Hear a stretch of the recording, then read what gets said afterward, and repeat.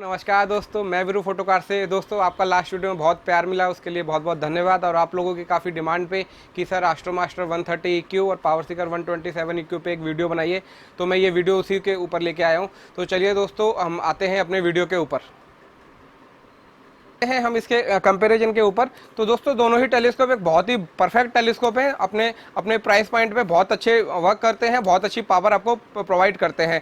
But quality wise और कुछ features wise कौन सा किससे बेटर है वो हम बताते हैं। तो सबसे पहले हम स्टार्ट करते हैं ऊपर से। ऊपर में लगे हैं फाइंडर स्कोप। फाइंडर स्कोप पे जब हम बात करते हैं तो इसमें नॉर्मल फाइंडर स्कोप दिया गया है, इसमें रेड डॉट फाइंडर स्कोप दिया है। नॉर्मल फाइंडर स्कोप जो इसमें दे रखा है 5x24 का, उससे क्या है कि आप कोई भी ऑब्जेक्ट अगर सेंटर में सर्च करते हैं सामने फ्रंट पे, तो आपको इमेज उल्टी दिखेगी।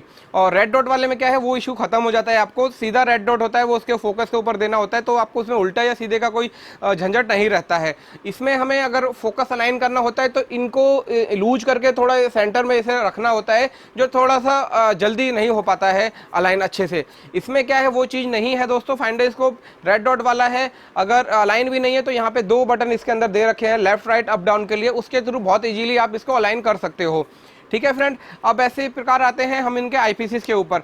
दोस्तों, दोनों के ही अंदर 20 mm के इरेक्ट इमेज आईपीस दिखते हैं। जैसे कि ये 130 EQ का है, ये मैं इधर लगा देता हूँ। दोनों ही आईपीस इरेक्ट इमेज 20 mm के आते हैं, जो डे में आप इंजॉय कर सकते हैं। कोई भी डे में आपको बिल्डिंग देखना है, कुछ देखना है, किसी भी एंगल पे करके इसको एडजस्ट करके आप इंजॉय डे में एक स्पोर्टिंग स्कोप की तरह भी कर सकते हैं। बट स्पोर्टिंग स्कोप थोड़ा ईजी रहता है, इसमें थोड़ा पूरा सेटअप करना पड़ेगा आपको। ठीक है दोस्तों, अब आते हैं इसके नेक्स्ट आईपीस पे। 20 mm का आईपीस दोनों बेहतरीन आपको पावर प्रोवाइड करता है।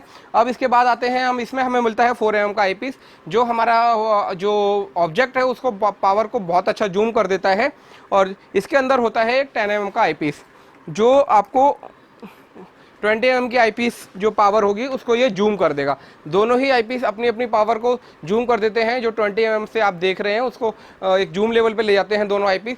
4 mm का आईपीस कुछ ज़्यादा जूम कर देता है, 10 mm का आईपीस कुछ नॉर्मल जूम करता है। तो 20 mm का आईपीस के बाद 4 mm का आईपीस यूज करेंगे तो आपकी पावर जो है, जो ऑब्जेक्ट है उसको बहुत ज़्यादा जूम कर देगा। तो बहुत ज़्यादा जूम करने से क्या होता है, आपका ऑब्जेक्ट बहुत जल्दी मिस लाइन हो जाता है। मतलब आपका जो ऑब्जेक्ट देख रहे होते हैं वो बहुत जल्दी हट बच जाता है। तो आपको उसे ढूंढने में बार बार थोड़ी सी दिक्कत होती है, क्योंकि बहुत ज़्यादा पावर इसकी कंज्यूम करता है ये। तो आपका ऑब्जेक्ट बहुत जल्दी इधर उधर साइड हो जाता है।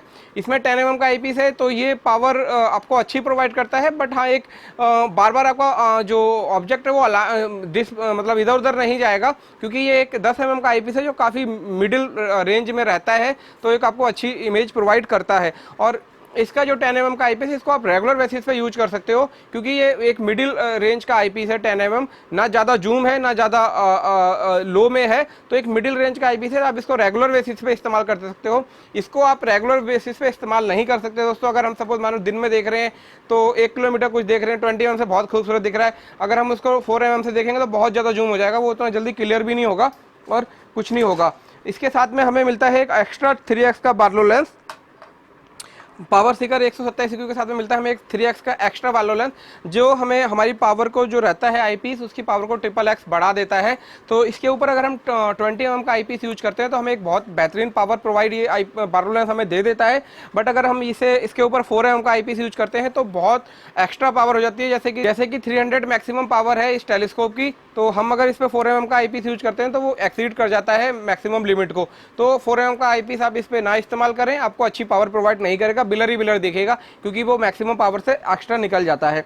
और ये जो 3x का बार्लो लेंस है, कंपनी ने इसमें दे रखा है, प्लास्टिक बॉडी है इसमें, और सामने से व्यू दे रखा है देखने के लिए। जो नॉर्मल एक्स्ट्रा बार्लो लेंस आते हैं उसके मुकाबले लो क्वालिटी में रहता है ये। बट हाँ ठीक है, साथ में जो आ रहा है और आपको अच्छी पावर एक्स्ट्रा प्रोवाइड तो कर ही रहा है।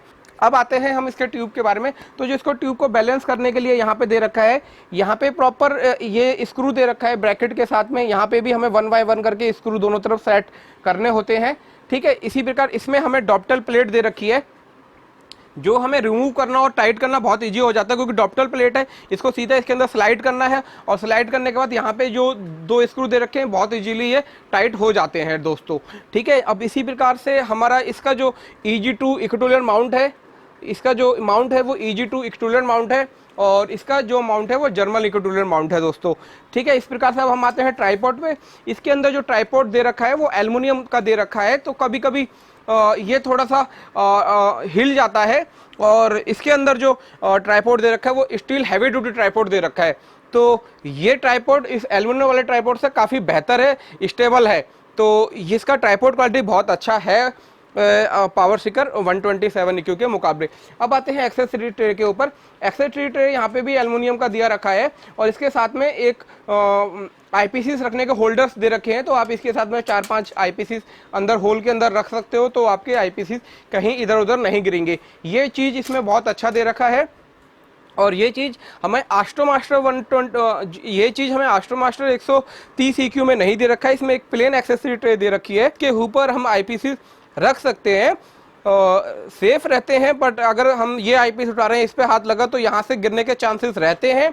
पावर सीकर 127 EQ में वो नहीं रहता है, क्योंकि वो खाने में सेट हो जाते हैं IPCs हमारे, तो उसमें हाथ लगे या कुछ भी लगे वो नहीं गिरेंगे। आपको मैनुअली खुद निकालोगे उस खाने में से, तभी आपको IPCs बाहर निकलेंगे। तो दोस्तों ये है। और एक चीज़ और है दोस्तों, इसके अंदर जो नोब्स दे रखी हैं, एडजस्टमेंट नोब्स थोड़ी बड़ी दे रखी हैं, और इसके अंदर जो नोब्स दे रखी हैं वो एक शॉर्ट नोब दे रखी हैं, दोनों ही नोब शॉर्ट में दे रखी हैं। ठीक है, तो ये थोड़ा ज़्यादा इजी लगता है हमें ऑपरेट करना। इसमें भी दे रखा है, बड़ा दे रखा है थोड़ा सा, बट ठीक है। और दोनों नोब्स दे रखी हैं, अपनी अपनी जगह पे अच्छे से काम करती हैं ये दोनों। ठीक है दोस्तों, दोनों ही मॉडल्स के मैंने आपको फीचर्स बता दिए हैं। एक बार आप पूरे मॉडल पे नज़र डाल लीजिए, आपको प्रॉपर तरीके से लग जाएगा। देखो इसका सबसे मेन अब जो मैं पॉइंट बता देता हूँ, इसका जो ट्राइपॉड क्वालिटी है वो इससे पावर सीकर वाले से काफ़ी हार्ड है, स्टेबल है, क्योंकि ये स्टील हैवी ड्यूटी ट्राइपॉड दे रखा है। इसके अंदर अपग्रेड माउंट का इस्तेमाल किया गया है, EG2 इक्विटोरियल माउंट है ये। और इसके अंदर एक एडवांस फीचर रहता है फाइंडर स्कोप का, जो रेजर डॉट फाइंडर स्कोप है। और इसके अंदर ये डॉप्टेल प्लेट दे रखी है, जो EG2 स्लाइड करके हम स्क्रू लगा सकते हैं। इसके अंदर क्या है कि डॉप्टेल प्लेट नहीं दे रखी है हमें लगाने के लिए। दूसरा, इसके अंदर फाइंडर स्कोप रेड डॉट वाला नहीं है, जो भी हम ऑब्जेक्ट देखेंगे वो उल्टा दिखेगा। जर्मन इक्विटोरियल माउंट है और जो ट्राइपॉड है वो एल्युमिनियम का ट्राइपॉड है, जो आस्ट्रोमास्टर 130 के मुकाबले थोड़ा सा लो क्वालिटी का रहता है। क्वालिटी वाइज ये प्रोडक्ट बढ़िया है, पर पावर वाइज में जाएं तो कोई ज़्यादा डिफरेंस नहीं है दोनों की पावर्स में। ये भी आपको 300x तक की पावर प्रोवाइड करता ही है और ये आपको 307x की करता है। अगर हम प्लेनेट व्यू के लिए देखें तो हमें ये ज़्यादा टेलीस्कोप अच्छा रहता है, क्योंकि अगर प्लेनेट हम देख रहे हैं तो हम 20 mm IPS से तो बहुत जल्दी से ढूंढ लेंगे। 20 mm के बाद अगर हम 10 mm का IPS देखते हैं तो हमें कुछ एंजॉय कर सकते हैं। इसमें अगर हम 20 mm से देखते हैं बहुत खूबसूरत पिक्चर हमें मिलेगी, बट अगर 20 mm के बाद हम हटा के अगर 4 mm का IPS जाते हैं तो बहुत बड़ा एक गैप आ जाता है बीच में, जो कि हमें 4 mm का IPS इस्तेमाल करने के लिए थोड़ा मुश्किल रहता है। क्योंकि आप देखो कहाँ 20 mm का इतना बड़ा स्पेस आपको व्यू में दिख रहा है। ठीक है, अब वहीं पे आप इतना व्यू जो आपको दिख रहा है, सपोज मानो इतना पोजीशन पे हम देख पा रहे हैं, इतना एरिया कवर कर रहा है 20 mm का IPS। अब हमें वही एरिया अगर हम 4 mm का IPS यूज करते हैं दोस्तों, तो जस्ट इतना सा कवर करेगा। तो आप समझ रहे हो कि वो पिक्चर बिल्कुल कहाँ से कहाँ हो जाएगी, हमें अंदाजा नहीं लग पाता, इसलिए थोड़ी हमें मुश्किल होती है प्लैनेट व्यू के लिए देखने में इसके 4 mm के IPS के साथ में।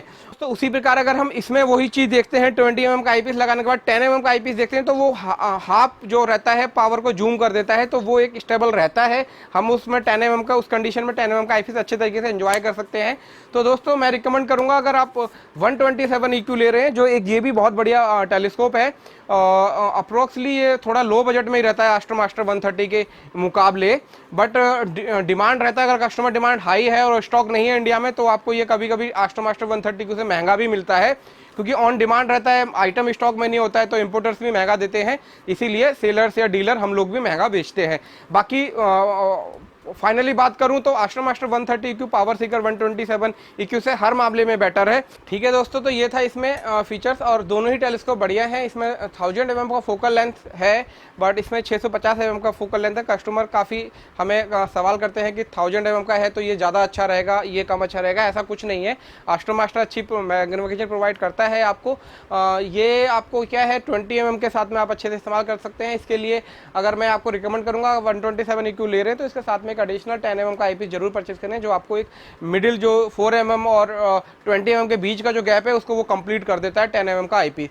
तो ये था दोस्तों, अगर बाकी मैं जानकारी आपको दे सकता था मैंने इस वीडियो में प्रोवाइड करने की कोशिश की है। बाकी आप डिसाइड कीजिए आपको कौन सा मॉडल खरीदना है। दोनों टेलीस्कोप अपने अपने प्राइस पॉइंट पे एक बहुत बेहतरीन काम करते हैं। दोनों ही एस्ट्रोनॉमी के लिए एक परफेक्ट टेलीस्कोप है मैनुअल रेंज में। इससे ऊपर टेलीस्कोप अभी सेलेस्ट्रॉन के आते भी नहीं है इंडिया में।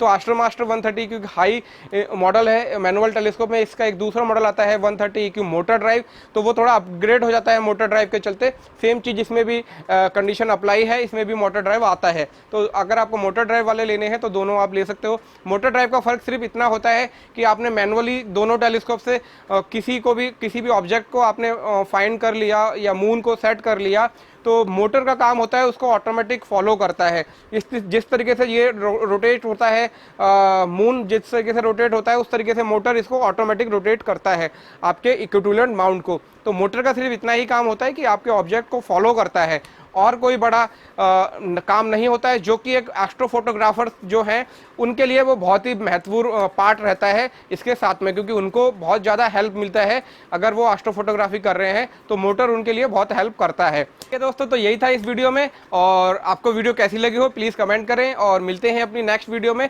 अपना प्यार हमें यूं ही बनाए रखें। आपका वीडियो देखने के लिए बहुत बहुत धन्यवाद दोस्तों। मिलते हैं नेक्स्ट वीडियो में। जय हिंद, बाय बाय।